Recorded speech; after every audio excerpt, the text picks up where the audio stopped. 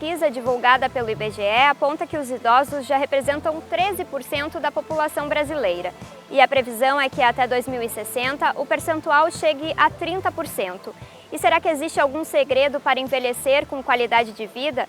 No programa de hoje a gente traz reportagens especiais que falam sobre os cuidados com a saúde, com o corpo e com a mente na terceira idade.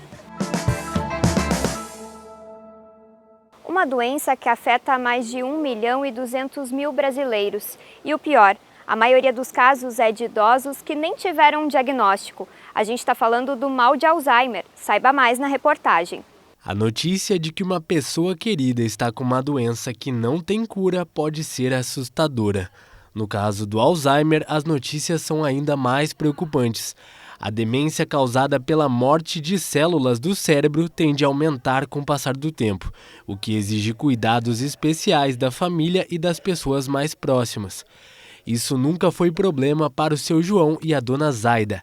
Há 4 anos, quando ele perdeu a visão, era ela quem cuidava dele.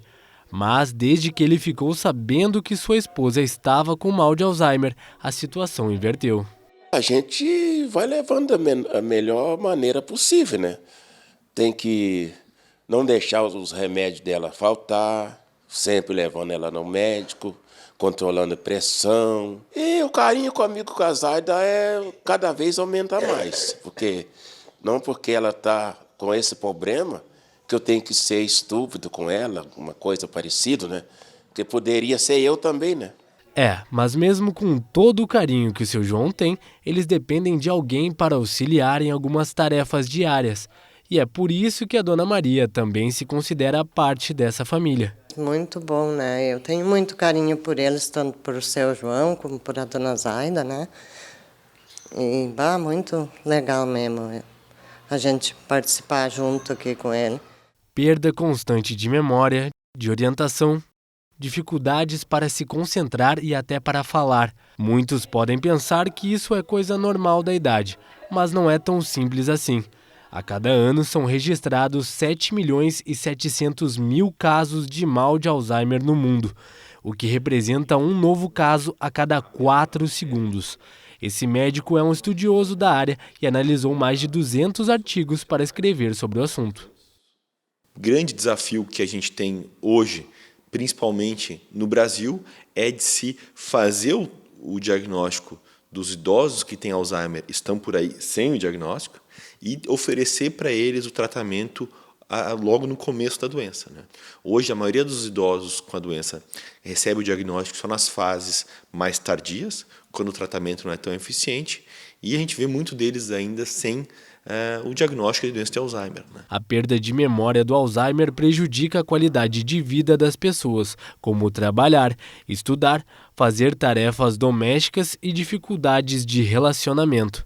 Na dúvida, é sempre bom consultar um especialista. Esse outro médico reforça a importância de um cuidador no tratamento.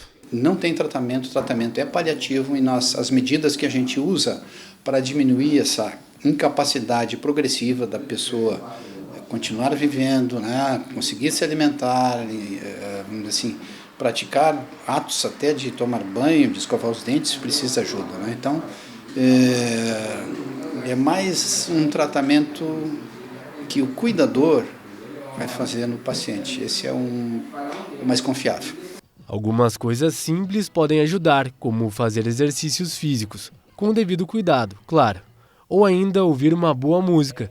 É o que o seu João e a dona Zaida, que nós mostramos no início da reportagem, fazem sempre que podem.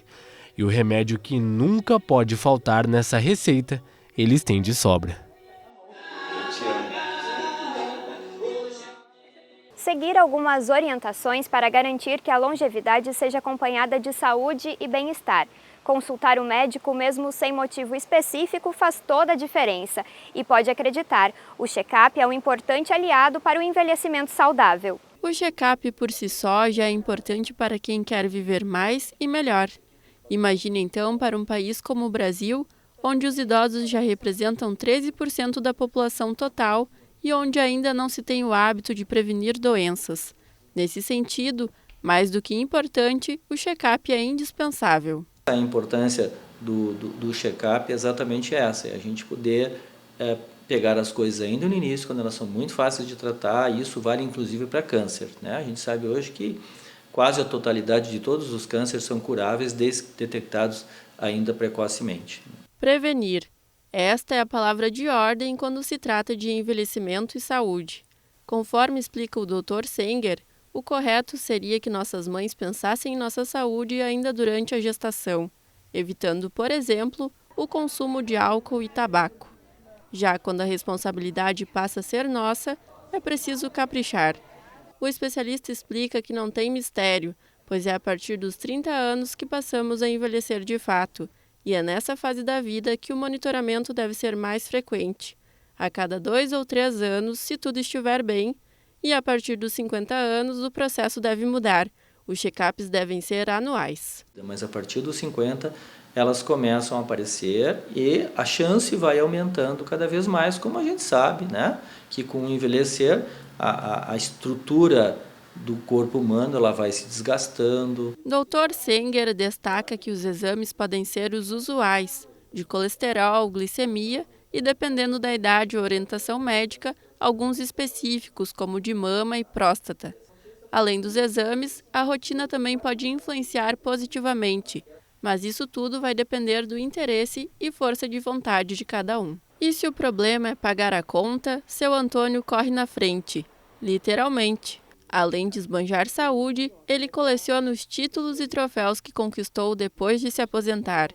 O ultramaratonista leva à risca seus exames preventivos e é um verdadeiro viciado em atividades físicas e alimentação saudável. O resultado? Ele também sente no bolso, mas na economia que faz. Eu não tenho doença nenhuma, eu estou com 75, eu não tomo remédio, graças a Deus. Se tiver que tomar um dia, seria inteligente para tomar por necessidade, mas graças a Deus eu não preciso de remédio até hoje. Entre um alongamento aqui, uma esticada ali, seu Antônio já conquistou títulos mundiais. Foi homenageado inúmeras vezes e até convidado para conduzir a tocha olímpica dos Jogos deste ano. Ele revela que seu maior prêmio não está exposto nas vitrines de sua casa, mas corre com ele todos os dias. A saúde, para mim, é a chave principal dos meus sonhos. Não é meu, para qualquer um. Se você hoje é jovem e quiser ter amanhã depois, colher os frutos desse seu trabalho, a primeira coisa que vai ter que cuidar na vida é se amar, se cuidar. Para amanhã depois poder colher os frutos de todo esse passado, né? Depois do intervalo, você confere como as atividades físicas são importantes para manter a saúde em dia. A gente volta já, não saia daí.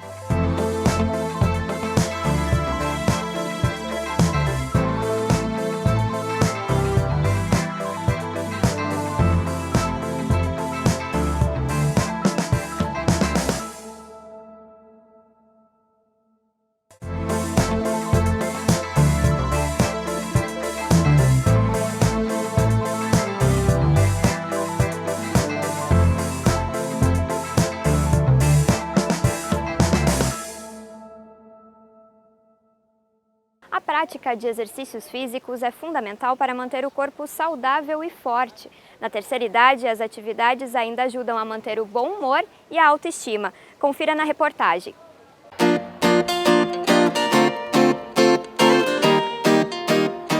Aqui, a ordem é se mexer.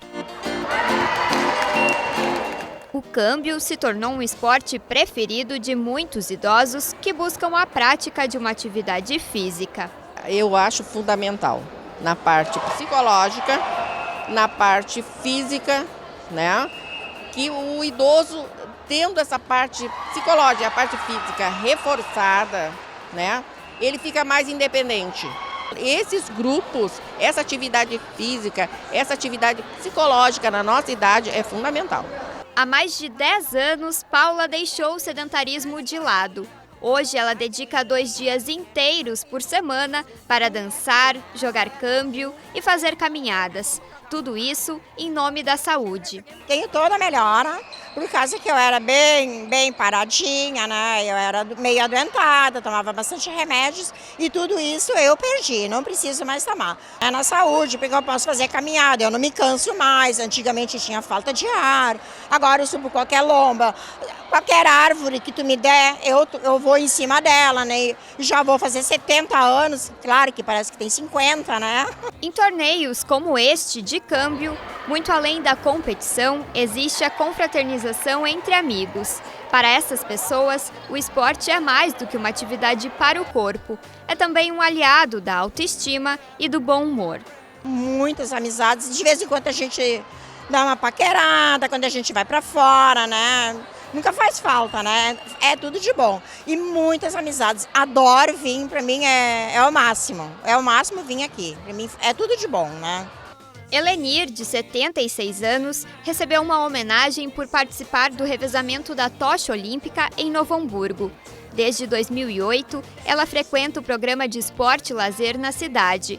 Nem precisa dizer que ela gosta de praticar atividade física.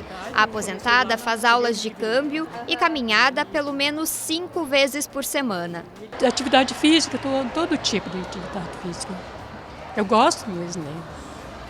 E você considera que isso é importante para ti, para a tua saúde? É muito importante. Foi uma maravilha. Depois que eu entrei no PEL, que foi uma maravilha. Cada vez eu fico gostando mais. A pressão está sempre, eu olho a pressão seguida, né? Para estar tudo normal. A terceira idade representa 13% da população brasileira. A mudança de hábitos nesta etapa da vida é importante para o combate de doenças e aumento da expectativa de vida. Depois que começaram a aparecer esses grupos aí, né? Tu vê, a maioria das pessoas não querem mais ficar em casa. Crochê e tricô, vovó. A minha filha sempre diz assim para os meus netos: não peço um bolinho para a vovó, que a vovó não faz bolinho, nem crochê, nem tricô. A vovó é de grupos, de esporte, né?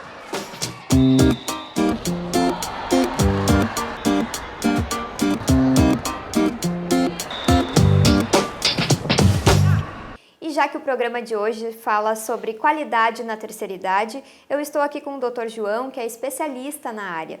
Então, doutor, o que as pessoas devem fazer para envelhecer com mais qualidade de vida? Bom, Carol, se a gente fosse escolher entre várias coisas, eu te diria que a mais importante é a atividade física. Essa que vai fazer o grande diferencial na questão de qualidade de vida. Não vamos dizer se vai viver mais ou vai viver menos, é a questão de qualidade de vida.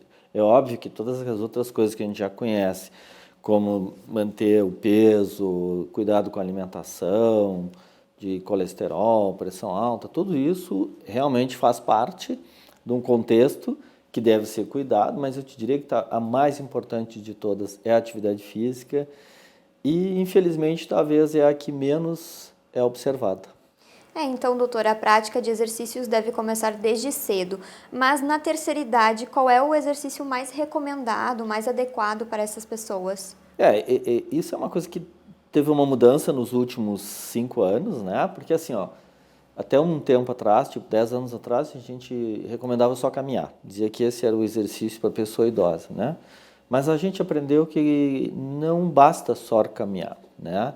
É preciso também ter um tipo de exercício que a gente chama anaeróbico, que é aquele exercício que vai criar músculo, que é o exercício onde tem que ter uma resistência, que aí pode ser ir para uma academia, né? Pode ser fazer alguma atividade tipo pilates, coisa assim, onde a gente cria músculo. Porque o grande problema do envelhecer é justamente a perda de massa muscular, né? E o caminhar, o dançar é ótimo, mas isso tudo são coisas aeróbicas, a gente diz, são coisas que são ótimas para o coração, são ótimas para a circulação, mas elas não criam muito músculo. Então, o ideal é que se tenha as duas. Por exemplo, umas 2 vezes ou 3 por semana tem uma atividade aeróbica, que seja caminhar, que seja dançar, que seja, né? E pelo menos 1 ou 2 uma atividade onde exista uma resistência para criar músculo, né? Que aí poderia ser uma musculação ou um pilates ou coisa assim. Sempre com acompanhamento, né, doutor? Com certeza, né? Nessa idade, jamais a gente vai recomendar que um paciente vá fazer alguma atividade sem ter acompanhamento, né? Porque o risco não só de ter uma lesão muscular ou até óssea, mas também em relação à questão cardíaca, então tem que ter um acompanhamento, né? Outro aliado nesta etapa da vida também são os exames de rotinas, né, doutor? Desde quando eles devem começar a ser feitos? Então, nós começamos a envelhecer a partir dos 30 anos, né?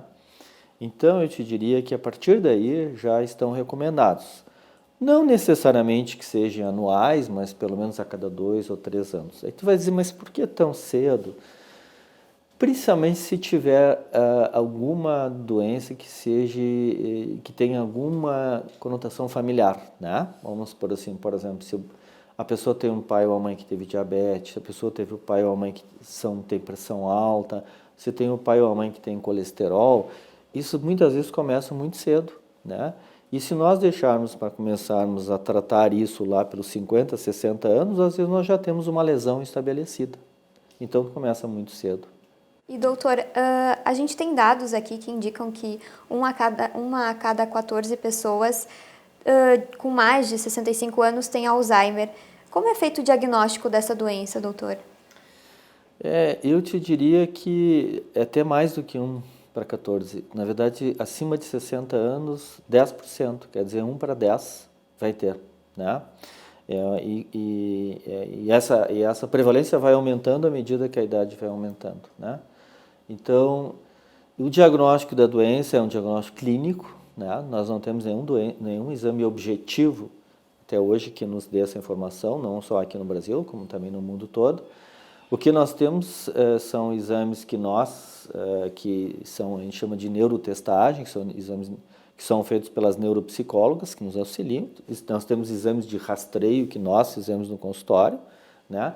E depois nós temos os exames de imagem, que então eles vêm a auxiliar no diagnóstico, mas nenhum deles faz o diagnóstico com certeza, né? Ele ainda é um diagnóstico clínico, a gente diz, né? A gente vai juntando informações para no fim dizer, olha, então realmente acho que a grande possibilidade é que nós estamos diante de um quadro desses. E quais são as características dessa doença?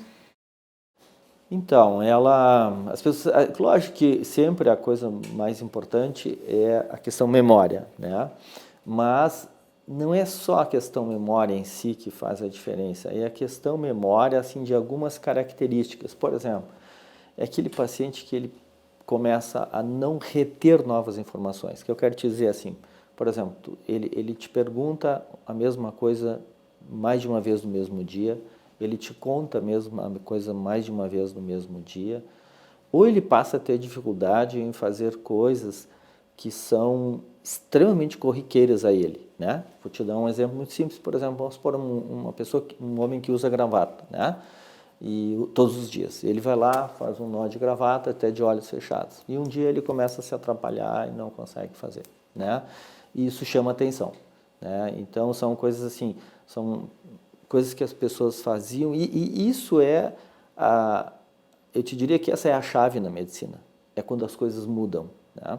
E às vezes tu pode ter uma pessoa, por exemplo, também tu pode ter mudanças de comportamento que nos chamam muita atenção. Às vezes tu tem uma pessoa que é extremamente calma, tranquila, dócil, e daqui a pouco ela começa a se tornar uma pessoa irritadiça, uma pessoa agressiva, e isso às vezes num período de 6 meses, coisa e tal. Então, isso chama atenção, né? Então, são mudanças de comportamento que começam a acontecer com a pessoa, né? E, doutor, você acredita que o número de pacientes tende a aumentar? Sim, infelizmente, eu vou te dizer que eles tendem a aumentar muito, mas não porque as pessoas hoje estejam tendo mais doença de Alzheimer, mas porque nós estamos tendo muito mais idosos. Eu vou só te dar números assim muito rápidos e tu vais me entender por que eu estou tentando te dizer. Se a gente tiver em mente que assim, acima de 60 anos, 10% deles vão ter a doença de Alzheimer. Quando isso passa para 85 anos, esse número já pula para 30%. Quando nós estamos falando de pessoas acima de, por exemplo, com 95 anos, isso passa para 40%, quer dizer, de cada 10, 4 vão ter. Bom, e se nós tivermos em mente que esta é a faixa da população que mais cresce no mundo todo, quer dizer assim, no mundo todo, onde mais tu vai ter pessoas são exatamente nesta faixa, acima de 80 anos. É a faixa onde a prevalência é maior. Então, é óbvio que cada vez, infelizmente, nós vamos ter mais pacientes com doença de Alzheimer ou qualquer outro tipo de demência. E existem fatores que podem provocar a doença ou são elementos hereditários mesmo? É assim, ó. Sempre não, mas quando a doença se manifesta muito cedo, o que é muito cedo? Antes dos 60 anos, antes dos 65 anos, eu diria assim, existe um caráter genético muito grande, certo? Possivelmente, os filhos desse paciente têm uma chance muito grande de ter. Quando a doença começa mais tarde, que é a grande maioria, ok? O caráter genético não é tão importante. Aí a gente vai ter outros fatores. Qual é o principal fator? É a questão circulatória, ok? Vamos dizer assim, por que eu estou dizendo circulatória? É assim, o cérebro ele precisa muito sangue para funcionar, ok? E toda vez que tu tiveres algum problema no abastecimento desse sangue, esse cérebro vai começar a funcionar mal e isso pode predispor esse paciente a começar a desenvolver a doença de Alzheimer. Porque a predisposição ela pode existir, ok? Mas a gente pode retardar o aparecimento, desde que a gente cuide. Aí vem o que é o cuidar, né? É os mesmos cuidados que o cardiologista também nos dá, né? Que é de entrar toda aquela história de novo, então, da atividade física, do cuidar da pressão, de cuidar do colesterol, de cuidar do diabetes, isso e aquilo. Mas na questão do Alzheimer existe um outro fator que é extremamente importante, que é a questão, eu diria assim, emocional, né? Por exemplo, os pacientes que são muito estressados, os pacientes que são deprimidos e os pacientes que são muito ansiosos também têm uma chance maior de desencadear esse processo, né? Então, na verdade, a gente não tem hoje como dizer para ti assim, eu posso prevenir a doença? Não. Agora, eu posso retardar? Posso. Isso já é ótimo, porque se tu conseguires retardar a doença, por exemplo, que seja 3 a 5 anos, né, numa faixa etária já lá de 85, 90 anos, possivelmente o paciente vai acabar falecendo de outra doença sem manifestar o quadro demencial, né? E, doutora, a gente sabe que não existe uma cura ainda para o Alzheimer, mas o que pode ser feito para prolongar a vida desse paciente diagnosticado? Como eu te disse, talvez a gente consiga tentar, o melhor trabalho seria tentar trabalhar em retardar o aparecimento, ok? Né? Mas uma vez estabelecida a doença, a gente tem medicações que retardam a evolução, né? Ela se torna mais lenta, isso faz com que a pessoa tenha pelo menos uma qualidade de vida melhor por um tempo, né? Isso também diminui o fardo para a família que a doença traz, né? E hoje os pacientes com doença de Alzheimer, eles estão vivendo mais, né? Assim, há uns anos atrás eles tinham uma expectativa de vida entre 5 a 10 anos. Hoje eles já estão vivendo de 10 a 15, mas também em função de todo o benefício que a medicina, que os hábitos de vida trouxeram em termos de ganhar vida para qualquer um de nós, também para esses pacientes isso vale, né? Então tá, eu te agradeço pela sua participação em nosso programa, Dr. João. O Vida em Equilíbrio fica por aqui, mas se você quiser rever o nosso programa, acesse youtube.com/tvfevale. Até a próxima!